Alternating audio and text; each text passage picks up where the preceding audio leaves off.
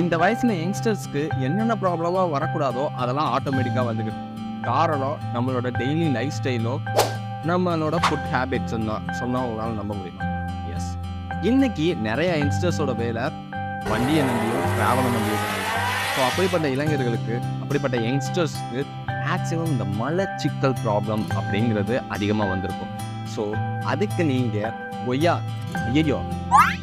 கொய்யா பழம் இருக்குல்ல, கோவா, அதை நீங்கள் ரெகுலராக சாப்பிட்டு வந்தீங்கன்னா தினமும் ஒரு ஸ்லைஸ் எடுத்துக்கிட்டா கூட உங்களுக்கு மலச்சிக்கல் சம்மந்தப்பட்ட ப்ராப்ளம்ஸ் வராது.